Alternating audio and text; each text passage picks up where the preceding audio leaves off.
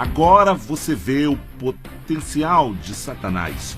O seu potencial, o seu ataque está investido nas coisas que ele pode fazer você pensar.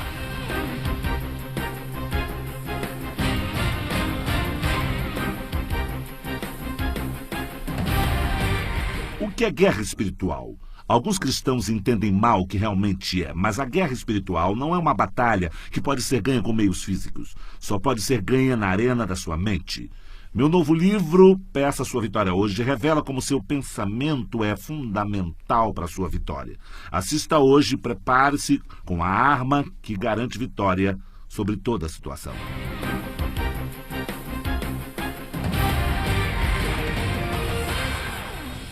Vamos começar em 2 Coríntios, capítulo 10. 2 Coríntios, capítulo 10, e o verso 3. Ele diz, porque embora andando na carne, não militamos segundo a carne.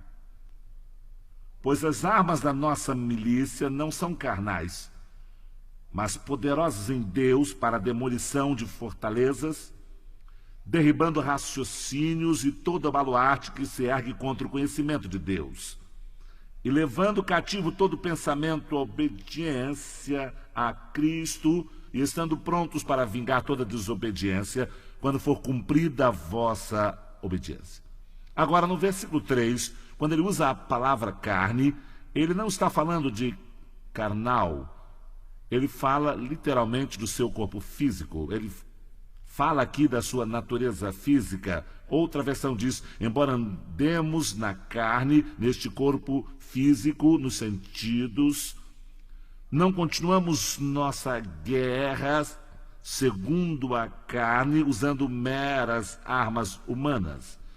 E o que ele está dizendo é que essa guerra espiritual não vai ser de punho, essa guerra espiritual não vai ser algo que está em seu corpo. Ele diz, não é de guerra espiritual que ele está falando. Então ele continua aqui e começa a falar o que é essa guerra. Veja, nós não vamos guerrear no corpo, não vamos guerrear na carne. Agora ele diz que nossas armas de guerras não são carnais, ok? Ele não usa a palavra carnal ou carnalidade ou da carne, mas ele está falando do seu pensamento. Ele está falando sobre carnal na mente, carnal no pensamento.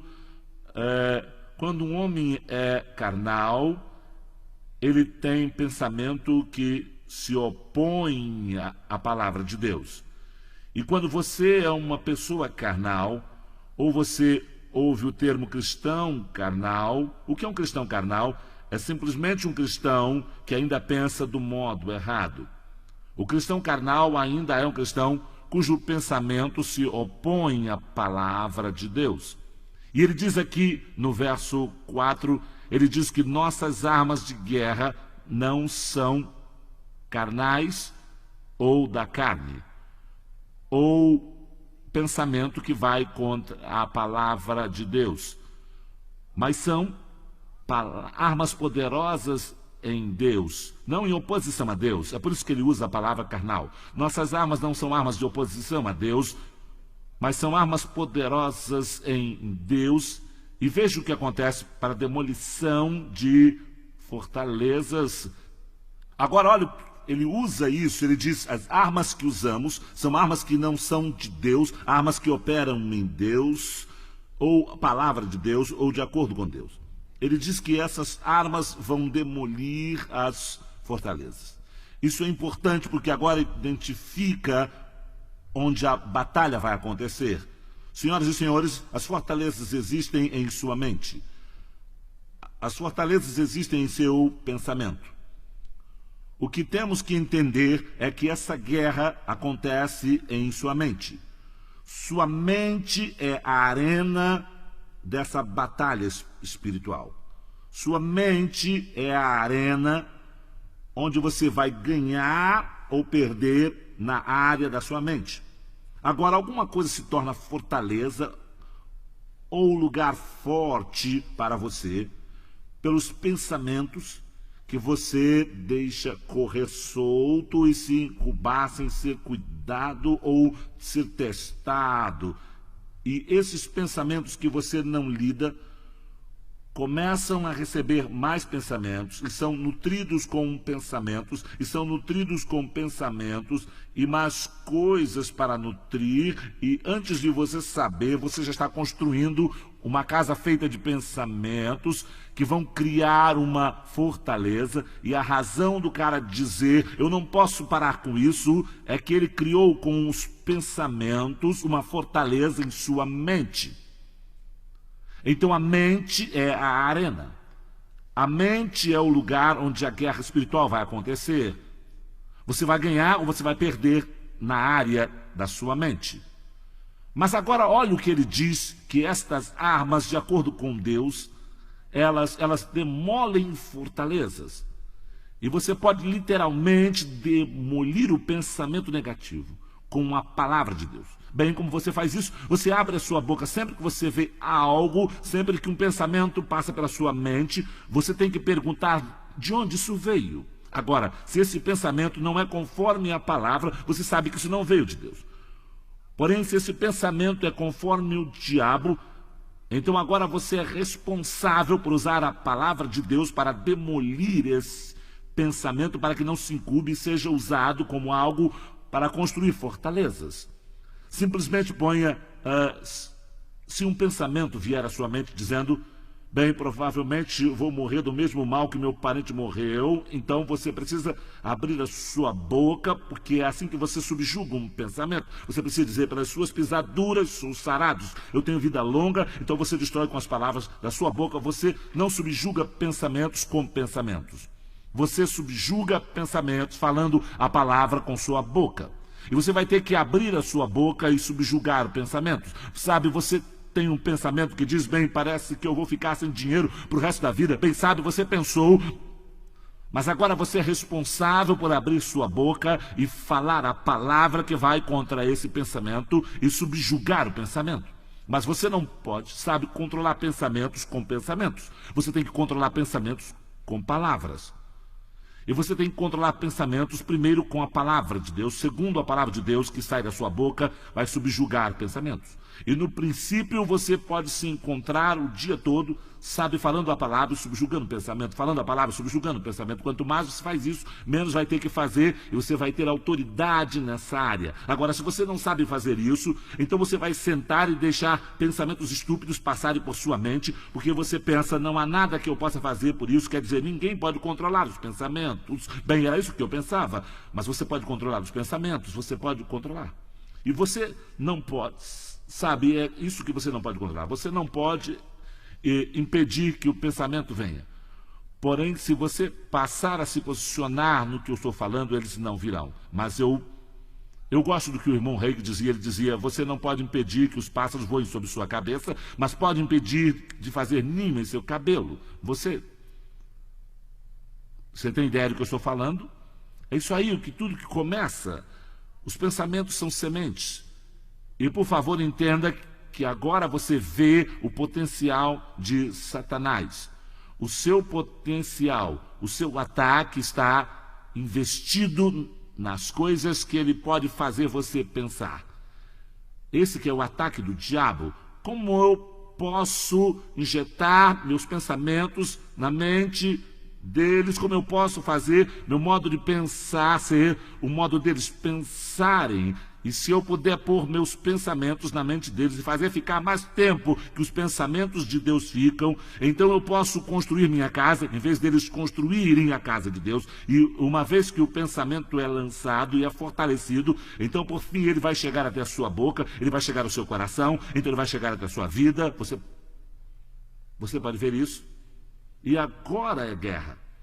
A batalha da mente, a arena, o estádio onde isso vai acontecer, o lugar onde vai ser a Copa do Mundo, é bem aqui, em sua mente. Amém? Você está pronto para isso?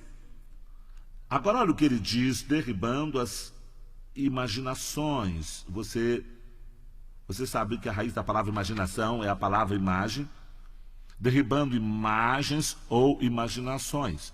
Derribando imagens, porque se você tiver uma imagem na cabeça e começar a pensar mais e mais naquilo, então você vai nutrindo essa imagem com pensamentos.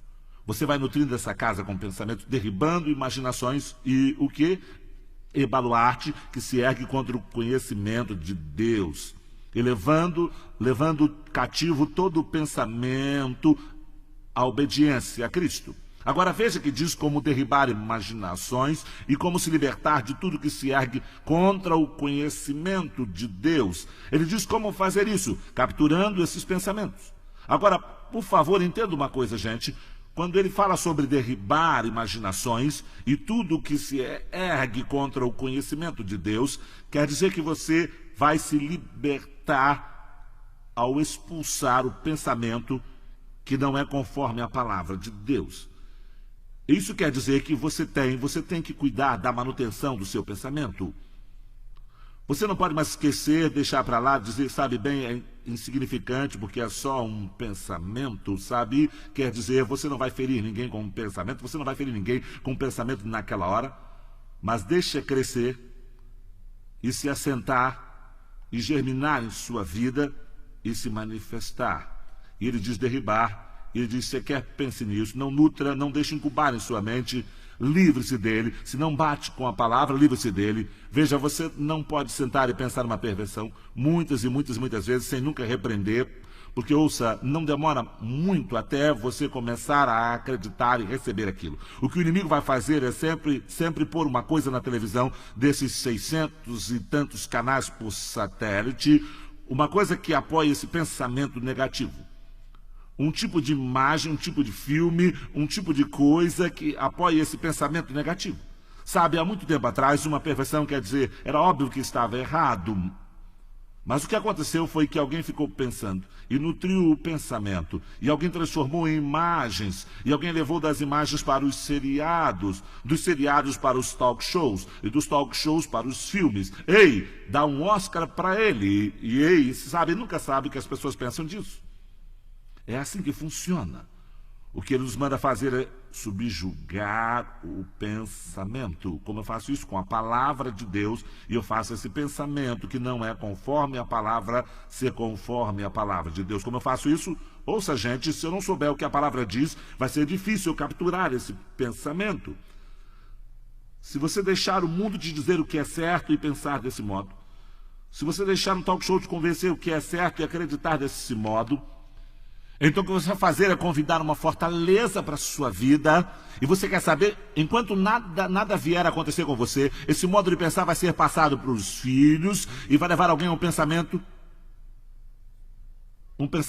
que não tratamos, que não resolvemos, que não amarramos com uma palavra de Deus para trazer esses pensamentos e fazer com que obedeça o que a palavra de Deus diz. Apesar de todo mundo diz, veja, é assim que estamos indo. Estamos indo a um lugar onde você tem um mundo que fala coisas que são contra a palavra de Deus. Eles riem da Bíblia, dizem que não é pertinente, dizem, bem, quem vive pela Bíblia, então dizem coisas agora, eu não sei se você reconhece isso, mas tem uma nova onda agora, onde as pessoas não querem mais vir à igreja. E assim tem aparecido cada igreja estranha, sabe? Querem fazer culto no parque, culto em casa. Tudo bem reunir em casa, mas você não deixa a sua igreja. O que está dizendo é, bem, Jesus não ficava na igreja. Que Bíblia que vocês estão lendo? Quer dizer, caia na real, a Bíblia diz que Jesus ensinava todo dia no templo.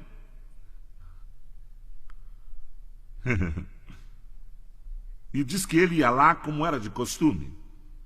Então o que acontece é que agora as pessoas querem dizer coisas para te fazer pensar contrário à palavra, e se você não tiver cuidado, você vai parar e acreditar nesse argumento bem organizado contra as coisas da Bíblia, e se você não conferir, então você vai deixar esse modo de pensar chegar, e ele só foi feito para erguer uma fortaleza em sua vida, na vida de seus filhos, e criar uma maldição que é passada de geração a geração, e começa com um pensamento que não foi contestado.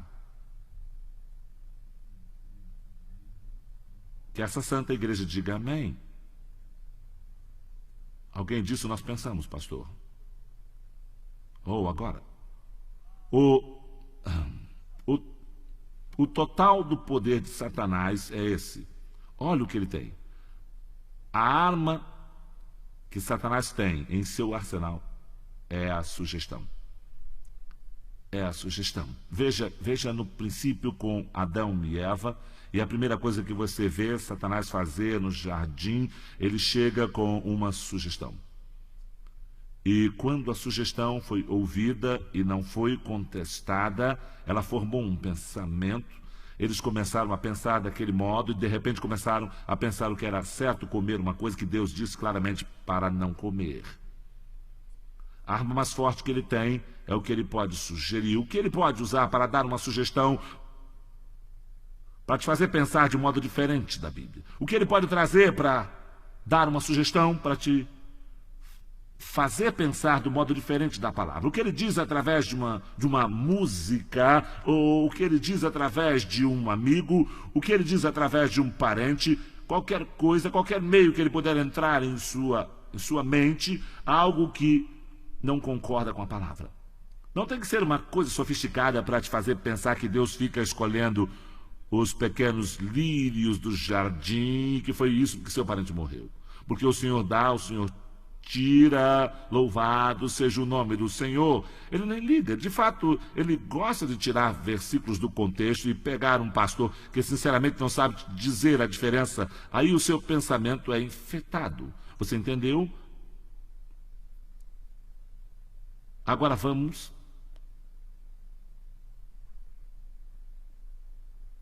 para o próximo passo. Todo mundo entende que basicamente a guerra espiritual vai ser daí. Então, estamos falando de guerra espiritual e não de guerra ou luta na carne. Agora, vá para 1 Timóteo capítulo 1. 1 Timóteo capítulo 1.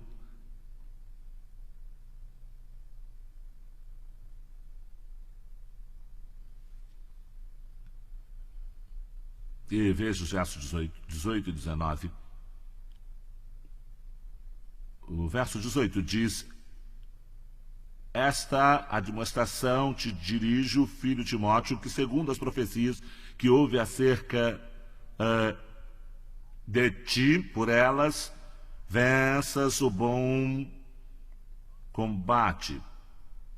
E quantos aqui querem lutar o bom combate? Amém? A Bíblia diz que para combater qual combate? Diga bem alto, combate, o bom combate, certo? Senhoras e senhores, um bom combate não é quando você perde. Quem aqui já levou uma surra no colégio? Você não tem que levantar a mão, mas se já levou uma surra no colégio, você não levantou todo sujo, sangrando, sabe? Faltando dentes e tal, e você correu para casa e disse: oh, mamãe, como foi seu dia? Oh, eu tive uma boa briga. Não foi uma boa briga, você saiu machucado. Cadê o seu irmão? Ele viu a briga? Bem, por quê? Por que ele ficou assim? Porque ele não entrou também. Nós não sabemos nada sobre amor, nem nessa... Gente, eu vou te dizer, o bom combate quer dizer... Você vence, eu disse, o bom combate quer dizer... Você vence o bom combate, quer dizer a mesma coisa. Agora, vamos conseguir isso. Olha o que ele diz, guardando a fé. Eu gosto disso. Agora eu sei lutar o bom combate guardando a fé. Guardando a fé. E uma boa consciência, a qual alguns, havendo rejeitado, naufragando no tocante à fé. Agora ouça isso em outra versão, ele diz: se você quer lutar o bom combate, conservando a fé, se apoiando na personalidade humana de Deus em absoluta fé e confiança, e tendo uma boa, clara consciência, ele diz, ao rejeitarem e deixarem sua consciência, alguns indivíduos naufragaram na fé. Agora, você vê, ele diz, se você quiser lutar o bom combate, apesar do que está acontecendo em seu pensamento, ele manda guardar a fé. Quando a palavra diz que você foi curado, o seu pensamento disser uma outra coisa, guarde a fé. Use sua fé. Ponha a fé em sua boca. Ponha a fé em seus ouvidos. Ponha a fé nos seus olhos. Ponha a fé em seu coração. Guarde a sua fé. Lembra da canção que cantávamos, mantendo a sua fé? Bem, é exatamente o que ele está dizendo. Veja, o pensamento é feito para você desmaiar em sua mente. E se você desmaiar em sua mente, o que é desmaiar em sua mente? Quer dizer desistir, dizer ceder, quer dizer fugir, quer dizer perder o ânimo. Estou cansado. Qualquer coisa, diabo, ok, eu vou morrer. Eu cansei de andar por aí confessando que estou curado. Bem, então morre, porque você tem que ser firme, porque senão, veja, ele venceu a guerra. Ele venceu a guerra. Ou você sabe, tem uma conta de R$ 2.000. Depois que você ficou falando e confessando, eu estou sem dívida, eu sou suprido, eu tenho bastante para estocar, você tem uma conta de R$ 2.000, mas você desiste e aí você se rende.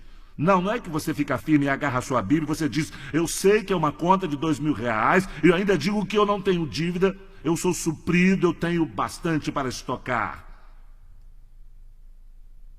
Se agarra nisso. Se agarre nisso. Não fique cansado e fraco onde? Em sua mente. É isso que a Bíblia diz. Ele adverte, na guerra espiritual, não fique cansado e fraco em sua mente. E muitos cristãos, quando perdem uma batalha, é porque eles perderam aqui primeiro. Eles ficam cansados e se rendem, e eles cedem, e eles desistem bem aqui. E quando você se rende e cede, desiste em sua mente e sua atitude, então tudo entra em choque, porque é isso que ele comparou a um naufrágio. É isso que acontece quando você abandona a sua fé. É como um náufrago. A Bíblia diz, se você vencer o bom combate, glória a Deus, ficar firme na fé, com a consciência limpa e a confiança de saber que eu posso não ver agora, mas meu Deus não pode mentir. Eu estou seguro do que ele disse. Eu estou seguro do que ele disse.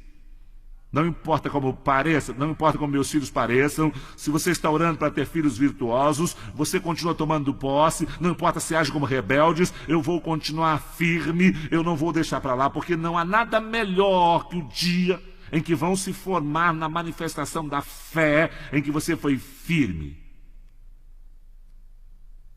Amém? Bom, vamos para 1 Pedro capítulo 2.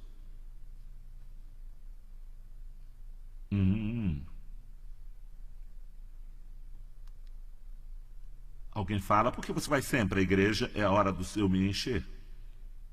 É lá que ficamos cheios, você entende? Nós somos cheios, você sabe que pode ir a São Paulo sem nada, você está ouvindo? Você tem que ter gasolina para a viagem. Veja, estamos a caminho do céu, temos que nos abastecer, sabia? Você não abastece uma vez e espera para sempre, não, você tem que vir periodicamente abastecer. É por isso que você está aqui às quartas da noite. Depois que você veio aqui no domingo, você quer dizer, eles têm domingo, você tem a segunda, a terça, a segunda e terça são bastante para te atacar.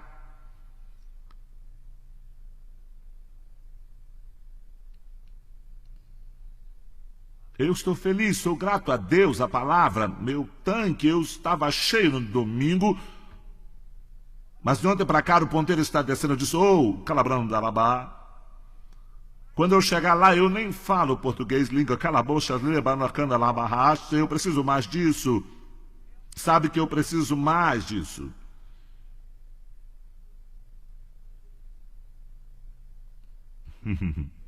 Amém? Certo? Veja em 1 Pedro, capítulo 2, verso 11. 1 Pedro, capítulo 2, verso 11. Ele diz, amados, exorto-vos como a peregrinos e forasteiros, que vos abstenhais das concupiscências. Por quê? Porque vai criar uma guerra em sua alma. Ele diz, não cai nessa, não brinque com o pecado, porque só o que você vai fazer é criar uma guerra em sua alma. Outra versão bíblica diz, amados, imploro-vos como estrangeiros e exilados neste mundo. Eu amo quando ele diz isso. Ele diz, cristãos, vocês são aliens, são estrangeiros, exilados. Em outras palavras, você é um alien aqui nesse mundo, você é um cidadão do céu. Assim ele diz, haja como cidadão do céu, não haja como os habitantes deste mundo. Haja como estranhos e exilados. E ele diz que vos abstenhais das concupiscências, dos desejos, das paixões da carne, da sua natureza, do seu corpo, que guerreiam contra a vossa alma. Você vê o que Deus está dizendo aqui? Principalmente aos solteiros. Se você é solteiro, nem comece a brincar com a luxúria. Nem comece a ver pornografia à noite, nem comece, sabe, a querer, não vá para a cama com as pessoas porque você se sente sozinho, não veja revista pornô, nem queira o telesexo ou essas coisas no computador. Tem esse lixo em todo lugar, agora só lixo, escolhem essa sujeira. Ele diz porque é isso que você está fazendo. Embora você faça isso na privacidade da sua casa, só o que você faz é causar uma guerra em sua alma.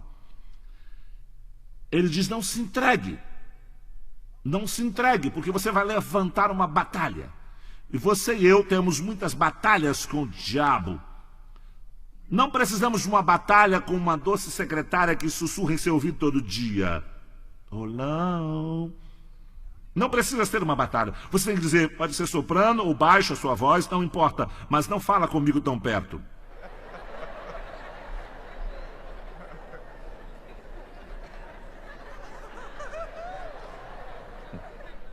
Eu estou dizendo, você não precisa de outra batalha. Não seja responsável pela batalha que você está lutando agora, que você procurou. Você procurou, porque você deixou a luxúria te... Não deixe. Bem, pastor, mas e namorar? Sabe, nada de errado em beijar. Sabe, você pode falar em si mesmo. Tem um tipo de beijo que minha esposa e eu não dávamos até casar. Não. Eu lembro da primeira vez que eu a beijei, eu vi bomba, estrelas, e eu fiquei nas nuvens.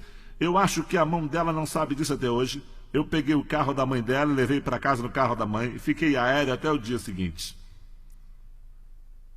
E eu disse, não posso fazer isso.